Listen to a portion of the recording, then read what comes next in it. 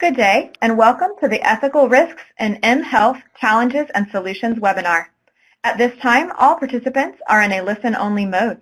Later, you will have the opportunity to ask questions if time permits. At that time, you may dial *6 on your telephone to unmute your line. Please note this call is being recorded. You may also ask questions in the Q&A box to the right of your screen at any time. I will now turn the presentation over to Lisa Marsh. Ms. Marsh, please go ahead. Great. Thanks very much. Hi, everyone. This is Lisa Marsh, and I'm with the Northeast Node of the National Drug Abuse Treatment Clinical Trials Network. And welcome to our Health Data Science Task Force webinar.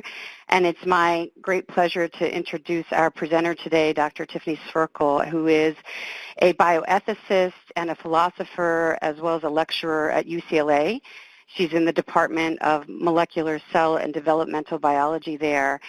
And she is really doing some innovative and pioneering work in biomedical ethics with a particular focus on ethics in emerging biomedical technologies, including the many challenges that many of us are seeking to address around mobile health and e-health and big data. And she's been an award-winning teacher. She's a consultant to many scientists and clinicians working in this space. She's been an advisor to a number of folks in our center, and I think has a really very balanced approach to bringing clarity to a lot of the bioethical challenges that we're dealing with and coming up with practical solutions in this new and emerging space as people are doing pioneering work in the space of mobile health and big data. So I had the chance to meet Tiffany at UCLA, where she gave a terrific talk at the mHealth Institute there, and we've since engaged her in a number of projects, and I'm so pleased that she accepted our invitation to talk to this community at the NIDA Clinical Trials Network. And thank you so much, Tiffany. I'll turn it over to you. Oh, thank you so much. Hello, everyone. So the agenda for today, my hope is that we're going to be speaking really in very practical terms about what the challenges look like with new emerging technologies around mHealth and big data, but also we start to talk about how to tackle some of those problems. Often when we speak about ethics, the conversation stops at the we should think about this, we should worry about this, and sometimes it's challenging to move past that and get to the and now what stage. So my hope is that that's where we can start to make some inroads, and I'm very committed to Q&A. So if you do have questions, I'm going to leave some time at the end, and I'm all yours. So let's talk about what we're up against and hopefully how to surmount some of those problems. Excellent. Let's talk about how to start thinking about mHealth and the market and what it looks like today. So mHealth is often used to refer to the use of mobile technologies. Typically we talk about mobile phones, but also tablets, wearables, and also implantables to collect or track health data. So right now, financial analysts estimate that the current value of this market is $4.6 billion. That is a low estimate, and that number is growing considerably. So this is becoming a huge factor both commercially but also in the delivery of health, behavioral modifications, clinical trials, and all kinds of health delivery technologies. So here are a few examples of what they look like, and it's entirely possible that you are wearing one of these devices around your wrist as we speak. So you can see Google Glass in the upper left-hand screen, which is being redesigned because, frankly, no one liked going in public wearing Google Glass as it currently looks. But many people are now using Apple Watch, which has been redesigned with even more sophisticated sensors, including the new series of Apple Watch has an internally implanted GPS system, which is, of course, much better for data tracking if you're using it for things like running or swimming, but also means that it's much more effective for tracking location for other sorts of purposes. So we also have things like Fitbit and Jawbone, and here are a number of apps that Kaiser Permanente or Adam is using, things that people can use on their mobile device to communicate with their clinicians, track their health data, monitor changes, or interact with any sorts of activities that they're looking for to improve or monitor their health. And in the bottom middle, you see a picture of a contact lens that Google is currently developing. So this is currently under patent, but this is a contact lens that will be able to, in theory, detect glucose in tears. So this is a way for people with diabetes to monitor their glucose without finger sticks. Also offers much more continuous glucose monitoring. So these contact lenses are an example of something around the hybrid between a mobile technology, a wearable, and an implantable. So one of the overarching themes of mHealth is that the source of data that we're working with is extraordinarily diverse. We're collecting all sorts of features about people, trying to figure out what exactly is affecting their health and what it is they're hoping to track. So that can include things like their location, how far you've walked, the elevation you've climbed. But it can also track all kinds of other additional information, things about involuntary bodily movement, things about, say, blood glucose or how the body is performing, cardiac performance, heart rate, blood pressure, and so on. We're going to talk about the kind of data that's collected, and we're going to talk about the challenges that raises soon. But the moral of the story at this point is that this is not one simple data stream. We're not talking about one bit of information that's easy to monitor and control. The kinds of information we're collecting is enormous, and part of the challenge is thinking about the fact that we're collecting more information than we always realize at the moment. And of course, the content of these data sets may be deeply personal.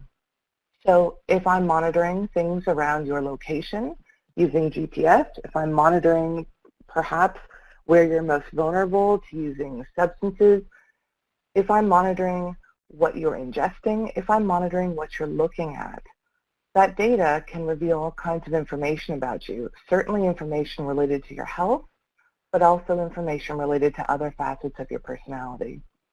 So we'll be talking about that as well. And of course, these data sets can be used for all kinds of purposes. So one of the themes that's going to quickly emerge is that we might be collecting data for one purpose, but that information can be very valuable for other purposes.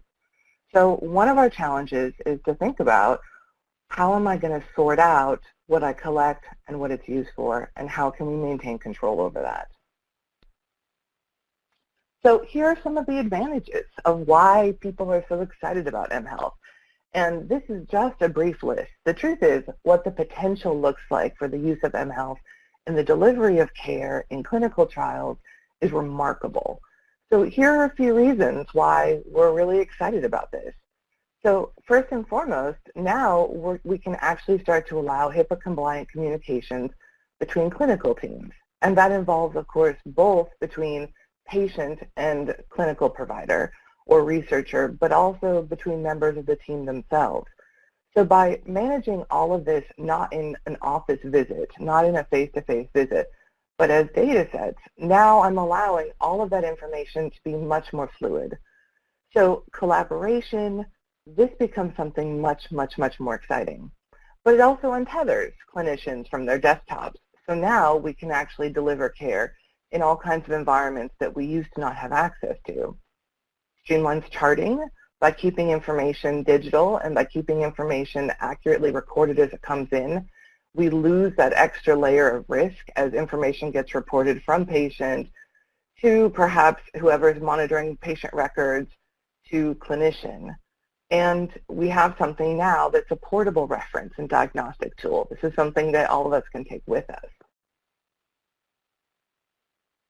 And it gets better. So when we talk about remote patient monitoring, now instead of the patient having to come in to the care delivery center in person to get whatever it is, the data that we need to access, we can actually have the patient go about living their daily lives, have the subject of the research doing whatever it is that they do without having to interrupt their routine. We get data that's in the field that's far more accurate than this one tiny snapshot. So some of the advantages of this approach are continuous monitoring, of course, leads to better data. So if I only take a moment in time, if I'm only checking your blood glucose whenever you happen to be at the lab, that gives me a very poor representation of what your overall blood glucose picture looks like. Continuous monitoring gives me much richer information. But of course, this also means that this is better compliance for patients and subjects. One of the ways that we often lose patients and subjects, both in research and in clinical care, is that there's a need for follow-up, and this is tricky sometimes to have patients and subjects come in for all of their scheduled or hopefully scheduled appointments. So by being able to monitor all of this data remotely, we increase the compliance because now patients don't have to alter their schedule in order to come in, and it just reduces an additional barrier. We also now have a technology access to save clinician time. So what that looks like is fewer providers can serve more patients. Now this is good for everyone as we're trying to work with shortages in care, but it's especially powerful when we talk about underserved communities where there's not enough clinicians to serve the needs of the patients. But from a research perspective, this becomes especially appealing as well. So one of the things that many of us are worried about with research, one of the things that we're passionate about, is making sure that we have data on underrepresented groups. Those underrepresented groups who are typically underserved, one of the reasons that that's true is because there's not enough activity happening to provide data on those communities. So by allowing us to do research remotely, it allows us to get data and serve patients and gather information on subjects for patients that traditionally haven't been served nearly as well. So you might think of mHealth as one of the ways that we can extend our reach. When people talk about technology and the increase of care, especially in the global health perspective, mHealth is one of the things that we talk about first. So if I'm trying to reach patients in extraordinarily remote areas, or if I'm trying to do research in areas where, say, there's not paved roads, having technologies like mHealth, these are the things that allow me to make inroads places that I've never been able to do before. And that's pretty exciting. So what you're seeing right now, this picture, is one of the sort of places where we've used mHealth and one of the areas that it's been most promising so far. So you're seeing an implanted pacemaker. So the pacemaker is an extraordinary piece of mHealth because it serves two purposes. So first, it provides a real-time intervention. If there's problems in the rhythm of the heart, it can provide a shock to restore the rhythm, saving time until the patient is able to receive care, or sometimes, in some situations, resolving the situation on its own. But it does more than that. So these implanted pacemakers, these devices that patients wear inside their bodies, are also continuous monitors. So there are several models of different kinds of pacemakers, ways that this technology is used. Some of those models store the data that can then be downloaded by clinicians and researchers. Some transmit wirelessly.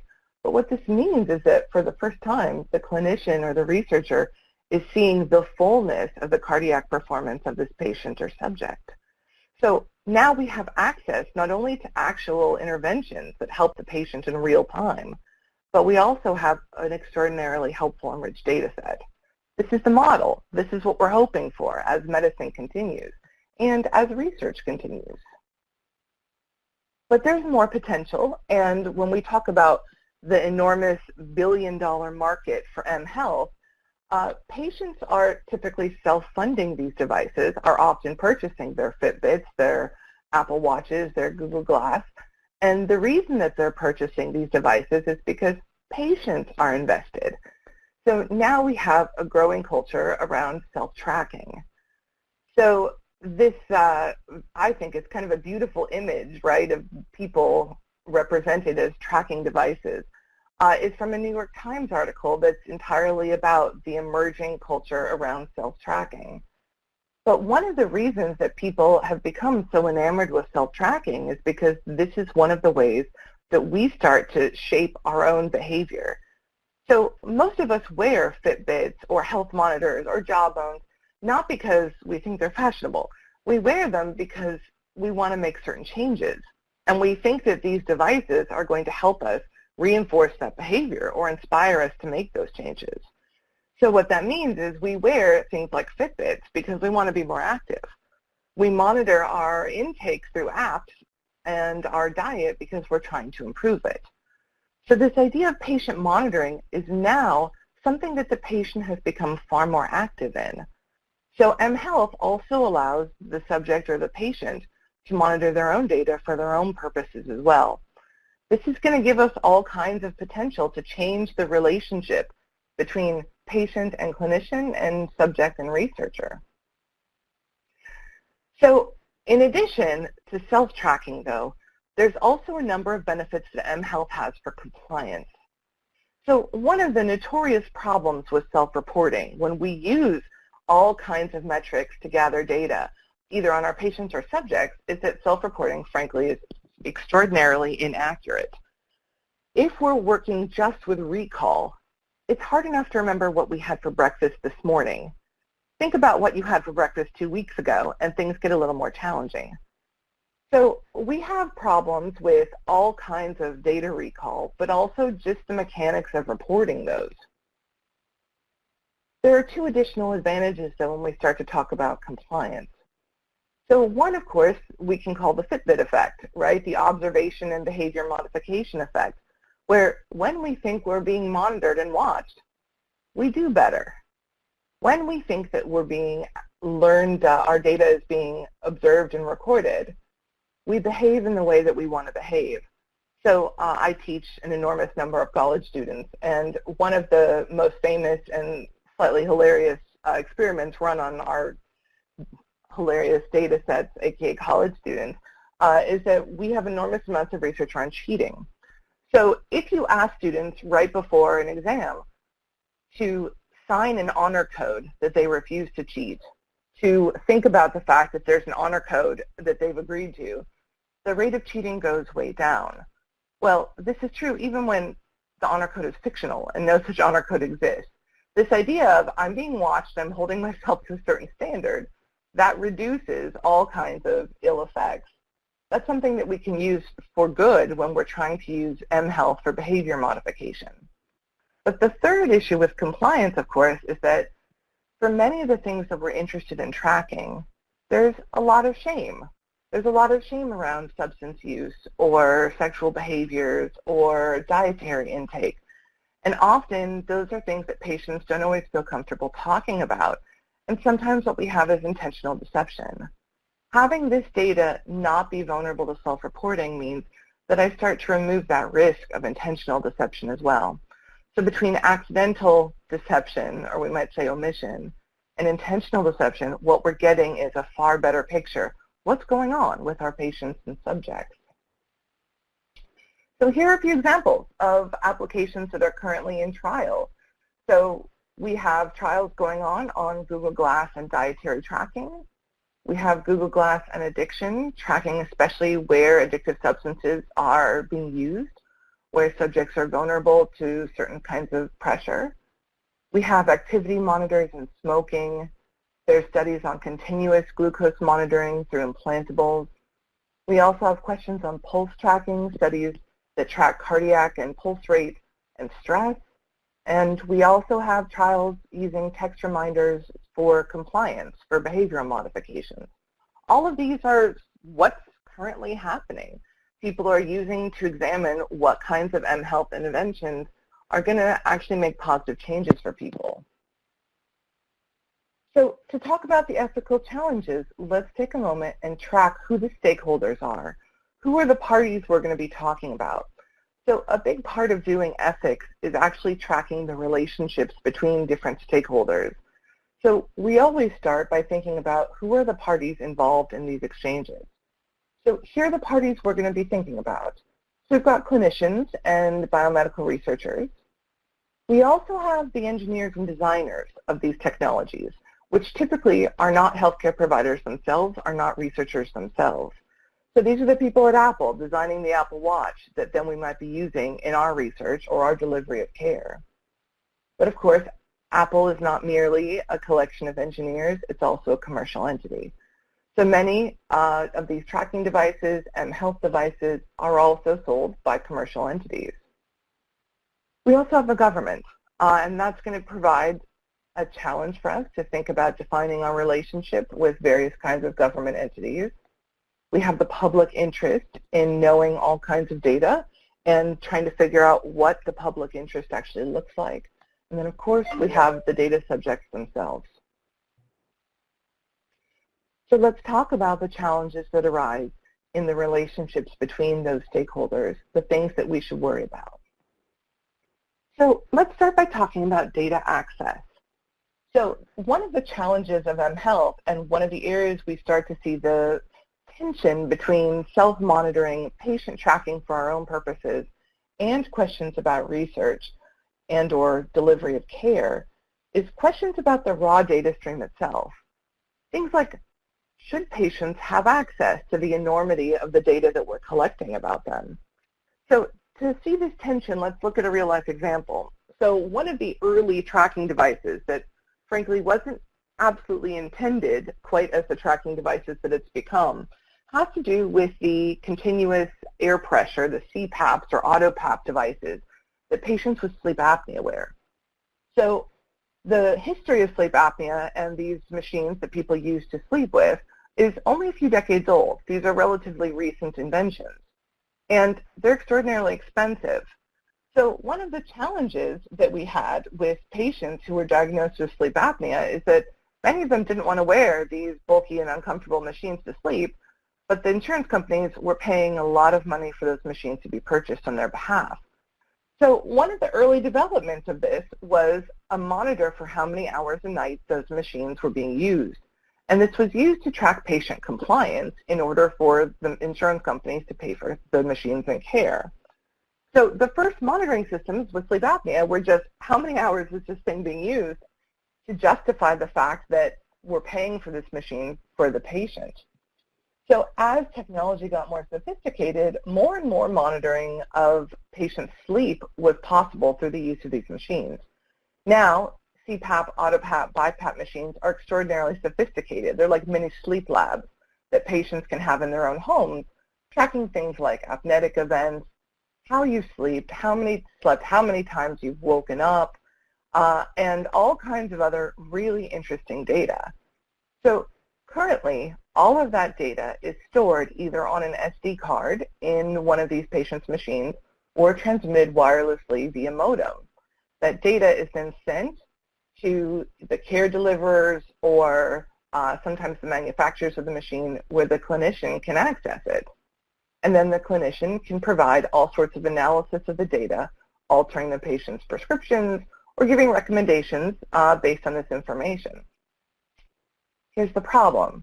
Right now, intentionally, that data is not opaque, is not accessible to patients themselves. One of the arguments for not allowing this data to be accessible in the raw form to patients is that, frankly, it's very difficult to interpret. So if you have patients looking at all of this data about the number of apneic events they've had per minute, the risk is that now patients start to worry about things that they really shouldn't be worrying about. Things can appear to be problematic when, frankly, they're just fine, or patients can start manipulating their own prescription of pressure without input from their clinician.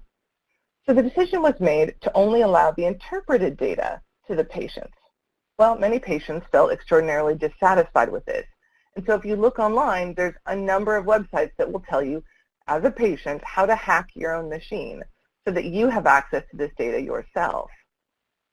So one of our challenges with mHealth is thinking about how much data are we going to give to patients?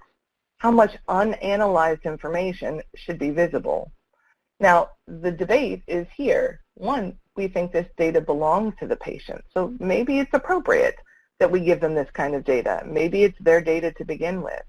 But on the other hand, the more data without interpretation that patients have, the more potential for confusion there is.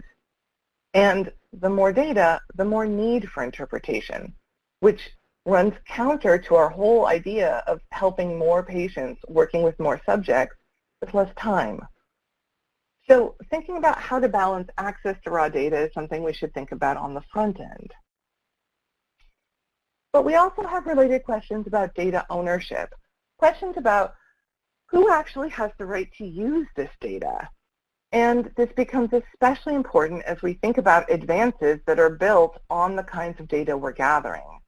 So if I'm developing behavioral modification models using patient data, we might think, who owns the data stream that we're looking at?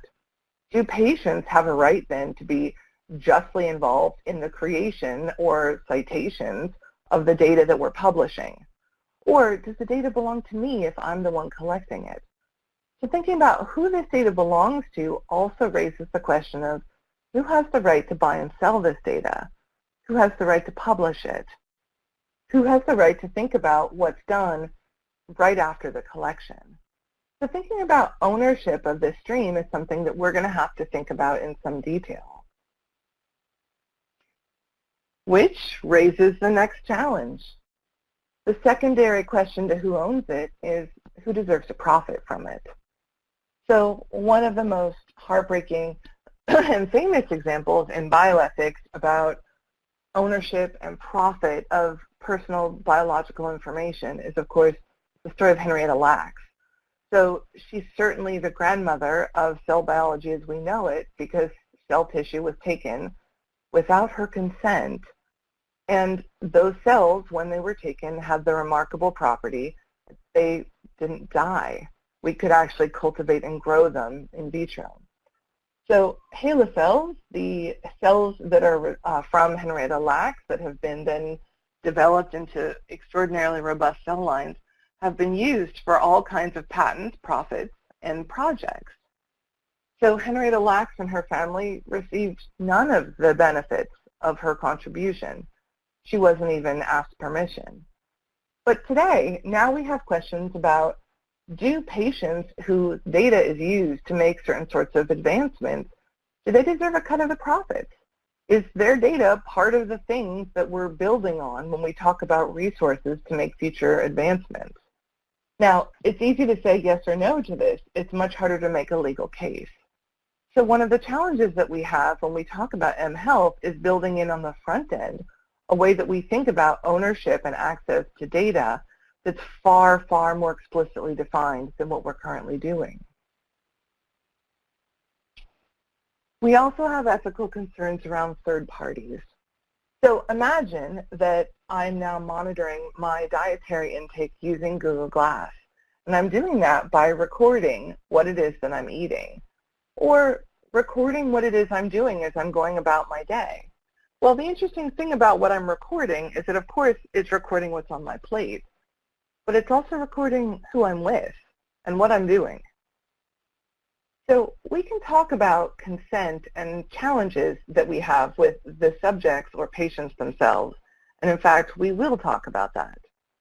But there's this whole separate challenge with people who were never involved in that consent gathering process to begin with.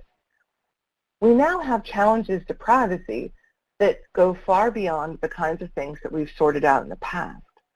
So broad questions around privacy and third parties have tended to make extraordinarily broad distinctions between things like public spaces and private spaces, where we have expectations of less public privacy than private privacy in private spaces.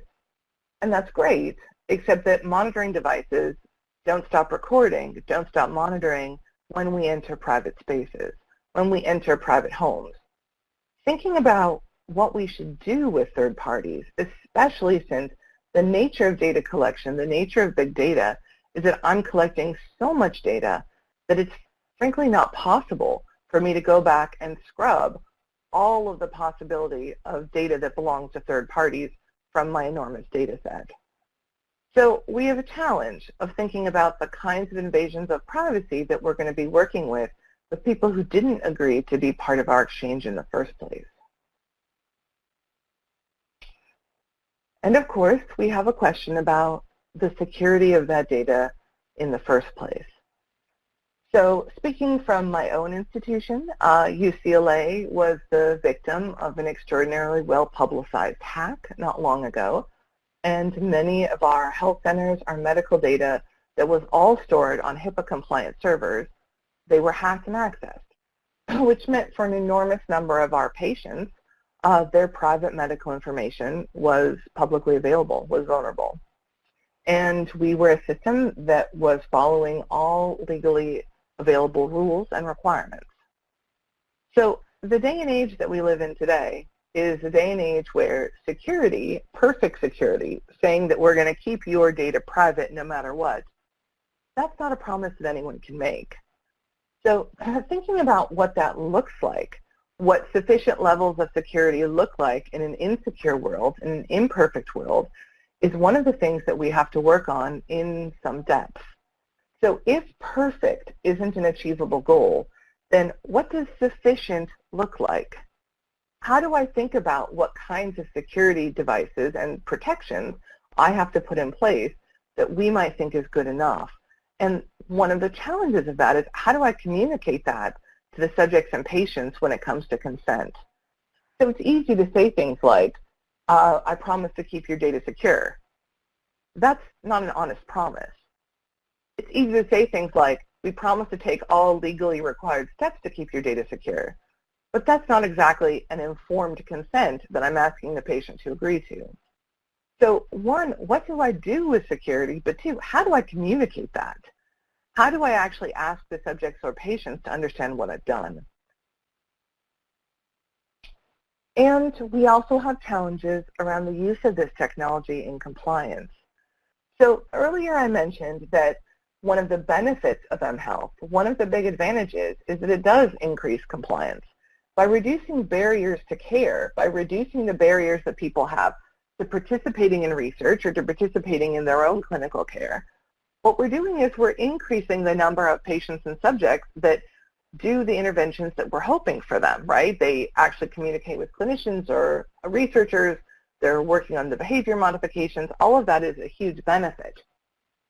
Part of the challenge then is, how do I think about these new technologies as they relate to the doctor-patient relationship or to the clinician-researcher relationship? So let me give you an example of the kinds of challenges that come up around this space. So I was involved in a case a few years ago where, and you always know that something has gone wrong, by the way, when an ethicist gets involved in a case, right? That something has been a challenge. So the case a few years ago was, we had a patient who was a type 2 diabetic and had a very difficult time establishing glucose control. And so the endocrinologists at UCLA have had very good success with using continuous glucose monitors. And traditionally, we use an implantable continuous glucose monitor for about 72 hours. And this is going to monitor how the patient's glucose is responding, both fasting, overnight, and after meals. So it gives us really good data to figure out what's happening. But of course, it's something that the patient is going to be wearing under their skin for a non-trivial amount of time. So the endocrinologist asked the patient to use this continuous glucose monitoring system so that we could get good data. The patient responded to this by saying that she felt that her endocrinologist didn't trust her to be a reliable reporter of her own data. She felt that this continuous glucose monitoring was a way to police her and was a way to basically cut her out of the data stream so that she wasn't believed as a participant in care. She challenged the doctor and said something along the lines of, if I refuse to do this, are you saying you won't treat me anymore? Well, I don't know what the clinician said in this case, but I do know what the patient thought she heard. And the patient thought she heard that the clinician wouldn't treat her unless she agreed to wear this device. And this destroyed the patient-clinician relationship.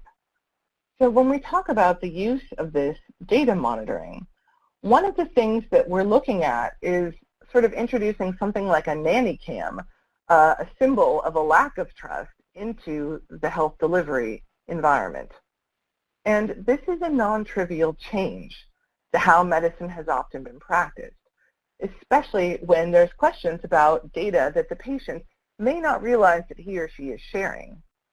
So if I'm monitoring all kinds of information about the cardiac performance or the blood pressure of a patient or subject, it's very possible that I will also get information related to, say, the patient or subject's drug use, or the other activities that are bringing and altering the patient's biological performance. So one of the things about intentional deception is that there's an open question about whether a patient has a right to do it. mHealth and these wearable devices or implantable devices cuts out that option. And so not only does that provide a challenge to questions about whether or not patients have a right to privacy from researchers or clinicians, it also alters the fabric of the relationship between these two parties. So thinking about how to use these devices in research in a clinical setting also requires us to think in pretty serious ways about the effect of trust. And that's not a trivial challenge. But of course, when we talk about mHealth, when we talk about big data, when we talk about challenges, the challenge that comes first to mind for most people is the challenge of privacy. When we think about wearables, data monitoring, what we're really thinking about, am I doing something that is inappropriate or somehow problematic and invasive to the subject or patient's privacy? If we're going to think about the ethics of mHealth, if we're going to face these challenges head on, this is the challenge we should start with.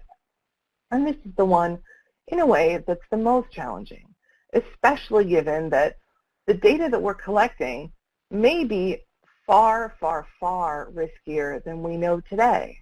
The kinds of applications that we can think about for future use of data simply aren't yet on the horizon. And so what I'm doing when I collect data on a patient is I'm collecting information about what's happening, but I'm only able to analyze that data up to the methods and technologies that we have today. In 5 years, in 10 years, in 20 years, I might be able to discern information from that data that we couldn't have imagined at the moment of collection. And so how should we think about that? So one of the areas that I work in through my department in molecular cell developmental biology is we work on questions around genetic altering, engineering, CRISPR-Cas9, thinking about how to work with alterations that we may be making to the human genome. When we think about ethics that have to do with your genetic information, well, frankly, I don't actually know what that's going to look like in 20 years. The data we collect today, that stays forever. And so thinking about what the challenges look like for privacy means in some ways realizing that we don't have a crystal ball, even though we need one to make this decision as accurate as possible. So how do we do it? How do we think about privacy given that we don't know the full range and risk of what this looks like? Let me talk for a minute about what's at stake, though, when we talk about privacy. So when we think about what the risks of privacy look like and the challenges that we're discussing, it's worth mentioning exactly how sensitive the information that we're collecting might be. So here's some examples of information that is collectible today and what its implications might look like. So by monitoring your movement, say via behavioral modification, data tracking, activity trackers, sophisticated versions of the kinds of activity monitors that many of us wear today, I can get information on things like your gait. In fact, many runners are extraordinarily interested in tracking this data, seeing how their gait changes as they try different running techniques. Well, so if I monitor data about your gait, it looks like that's also going to tell me interesting information about, say, your risk for developing dementia. That information, that might put you at certain risks that you didn't realize you were sharing as you're just trying to become a better runner. If I'm starting to monitor things like where your gaze goes, where your eyes go, when you're looking at different issues, different factors, say because I'm monitoring your dietary intake, well, that information might also reveal certain things about, say, your sexual orientation by monitoring how long your gaze lingers on different subjects. Some of the data that we're tracking can discern things like your religious affiliation, things like the beliefs that you have, and questions that we think are most foundational to your identity. So when we talk about privacy, the stakes are pretty high. So the open challenge is, what do I do next? How do I think about these, thinking about collecting data that really are about some of the most foundational aspects of our identity? Well, the first is to realize, to quote Paul Ohm, data can be useful or anonymous, but never both. The first is not to fool ourselves. So there's a lot of talk when it comes to big data and when it comes to mHealth that there's an idea I can erase the risk, I can get rid of the risk by de-identifying the participants. And that solves all of my problem, right? I'll introduce an extra layer of barrier in between identity and data. Problem solved. Well, if only it was that easy. So the truth is, even if I de-identify the brute information from data streams that I'm gathering, let's say I de-identify the name.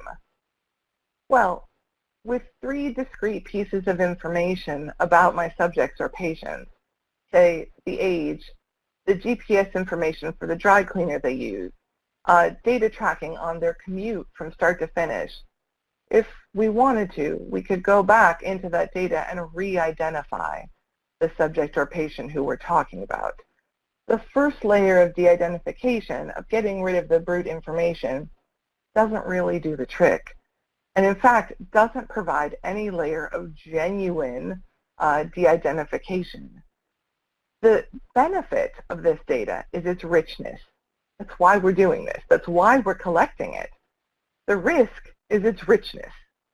And so realizing that those go hand in hand mean that we're not able to hand wave this away and simply saying that by de-identifying things like name and geography, that I've done all I can or I've done all that I need to do.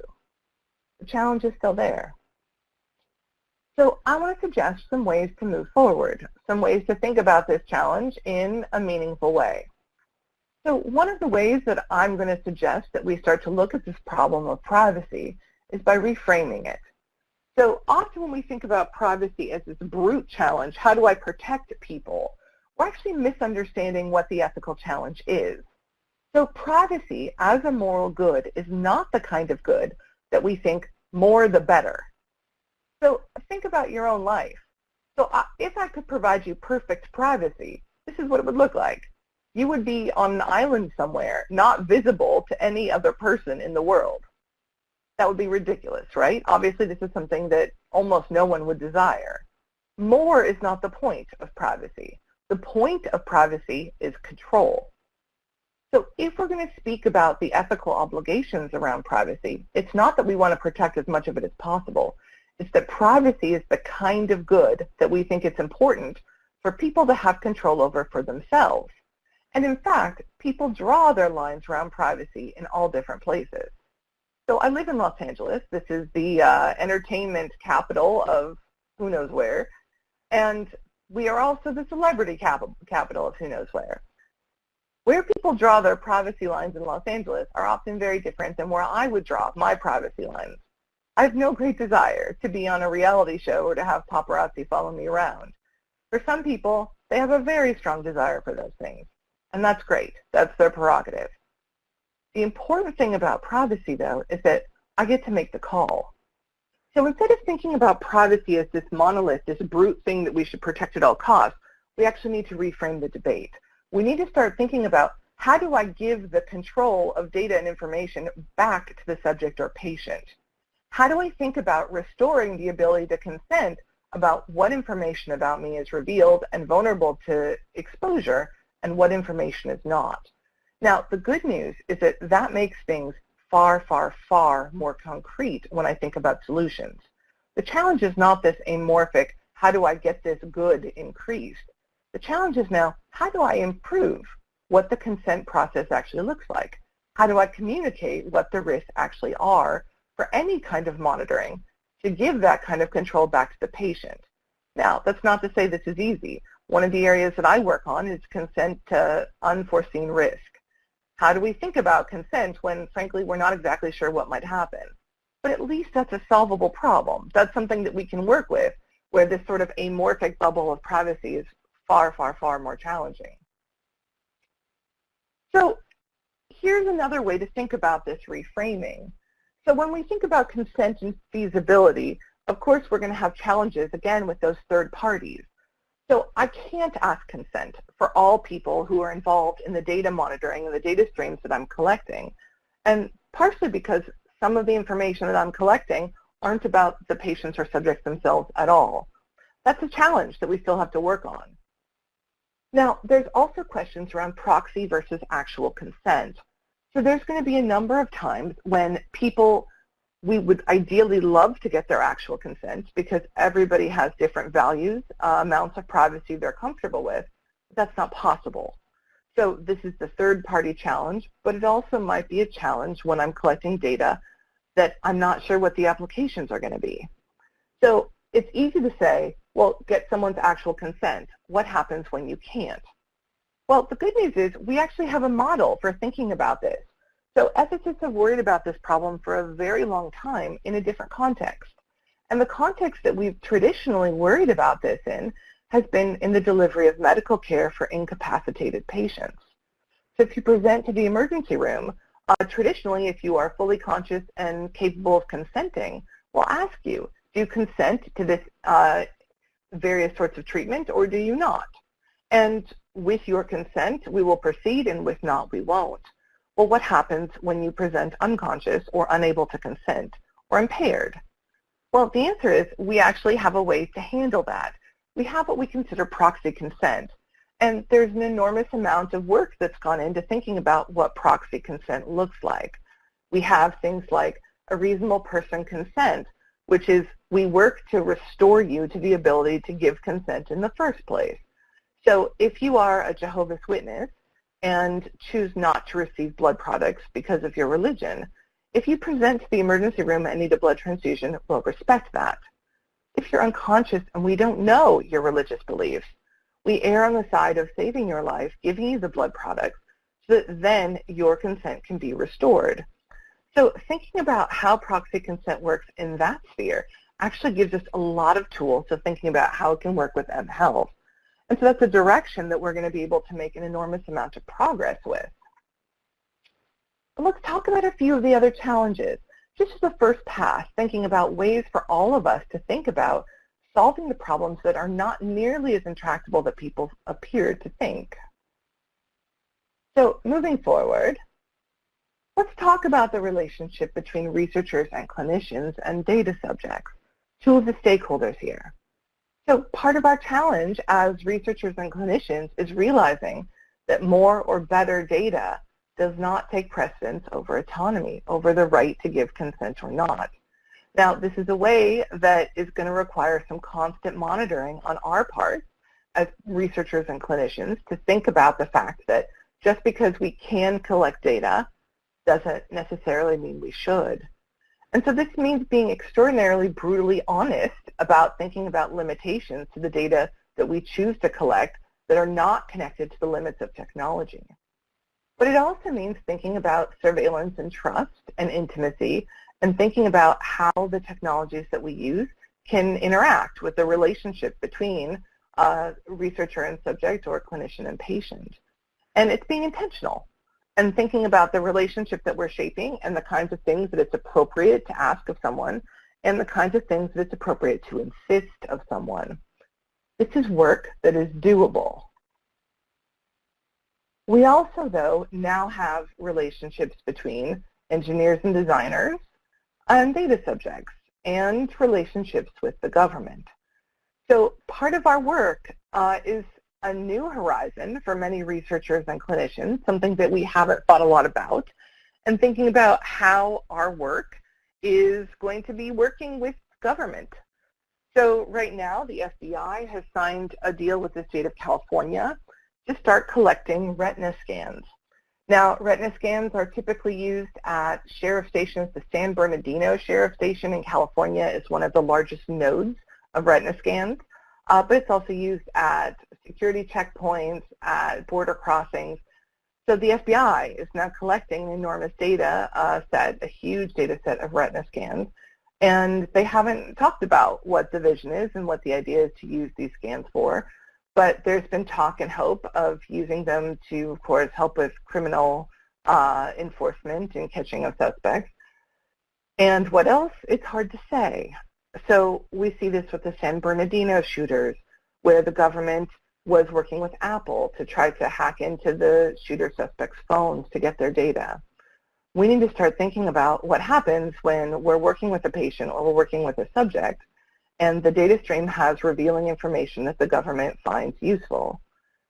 It is much easier and more efficient to think about this question before it happens than after. And what that means is understanding our legal obligations and what the obligations now of being the possessors of all this data actually looks like. So one way to think about that is that when we talk about big data and when we talk about the enormity of how this data works, one of the proposed relationships that's new and people suspect might be helpful is called a data curator. Someone whose job it is just to manage this data and help people use it, help people access it. I want to suggest that there's a parallel role that we should start to think about incorporating in our projects. And we can call that role a data guardian. So a person who is independent of the researcher or clinician whose sole job is to stand as the protector of the patient's or subject's data, both from legal and government challenges, but also from security risk, making sure that when actual consent isn't possible, that someone is consenting by proxy. So thinking about having someone who is the guardian of the data, who's responsible for the ethical obligations, it allows us a way to think about discharging our obligations while still keeping the benefits of mHealth. So thinking about how all of these roles work together, that's one of the ways we make progress, and that's one of the ways we actually can use this technology without misusing any of the people we're working with. So we have a few minutes left for questions, but before, I want to thank you so much for attending, and it's been a pleasure to be able to get to speak with you. So if there are any questions, I am all yours.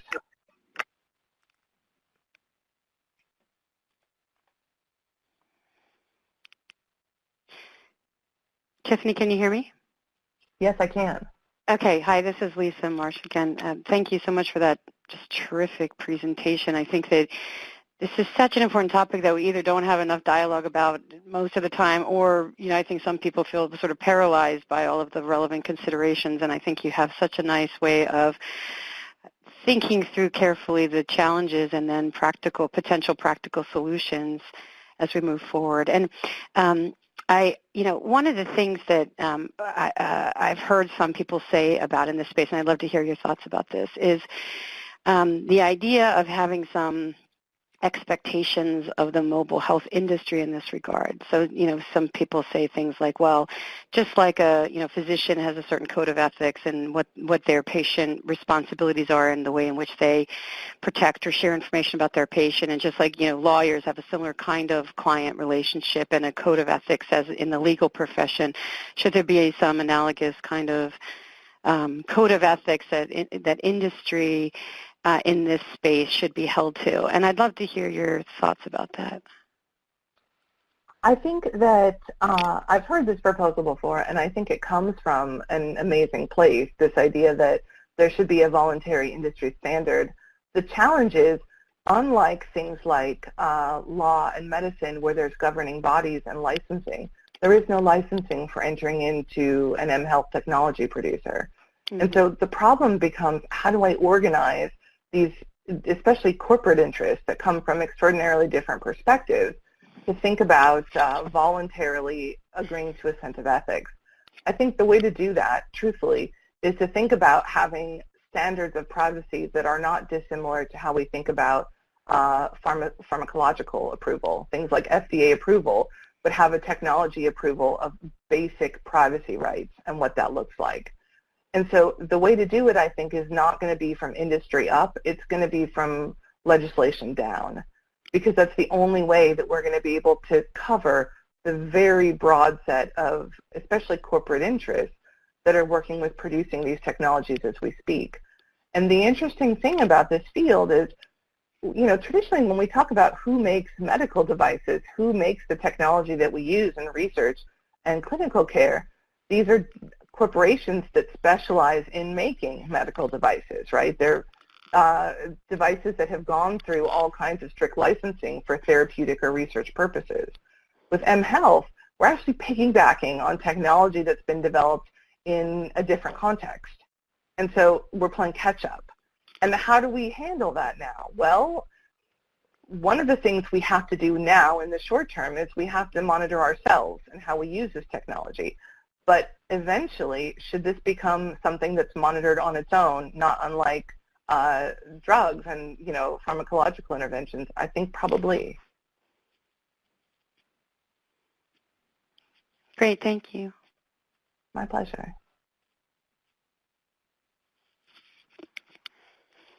I think we have a couple more minutes if there are other questions. Hopefully folks are unmuted and you can hear them. As a reminder, to unmute your phone, dial *6 on your telephone keypad. Thank you.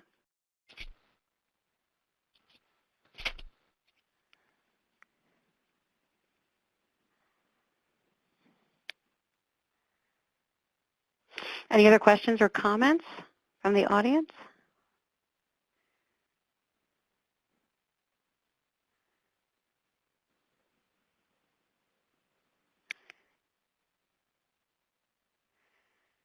This is a quiet crowd, Tiffany. I know. Well, thank you again for this really stimulating, I think, a very thought-provoking presentation. It was excellent. Thanks again. Oh, it's always my pleasure. And thanks, everyone, for coming. Take care, everyone. Bye-bye. Bye.